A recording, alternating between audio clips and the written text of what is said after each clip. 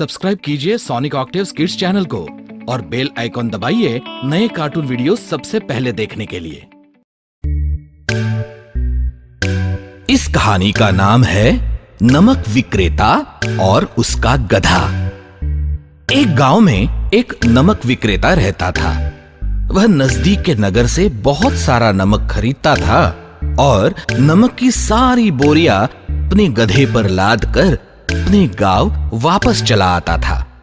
उसका गधा बहुत आलसी था। वो कभी काम ही नहीं करना चाहता था। वो हमेशा काम को टालने की कोशिश करता रहता था। पर नमक विक्रेता उसे डंडे की खुराक देकर पूरा काम उससे करवा लेता था। एक दिन वह नमक विक्रेता बहुत सारा नमक बोरी में रखकर और उस गधे के ऊपर लाद कर नगर से अपने गांव वापस आ रहा था। रास्ते में एक छोटी सी नदी लगती थी। जैसे ही वो नदी पार कर रहे थे, गधे का पैर फिसल गया और वह पानी में गिर गया। उसकी वजह से बहुत सारा नमक पानी में घुल गया और जब गधा उठकर खड़ा हो गया तो उसे ध्यान आया कि उसके पीठ पर लदा हुआ वजन कम हो गया है। तो उस गधे ने एक तरकीब सोच ली।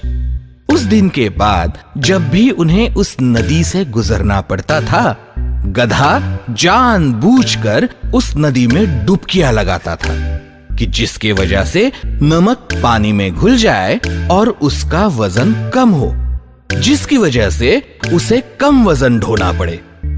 पर जल्द ही नमक विक्रेता को यह बात समझ में आ गई कि गधा ये तरकीब जानबूझकर कर रहा है। तो उसे सबक सिखाने के लिए उसने एक दिन सारी बोरियां कपास से पूरी तरह से भर दी और उनको गधे के ऊपर लाद कर चल पड़ा। कपास की हल्की बोरियां उठाकर गधा सोचने लगा,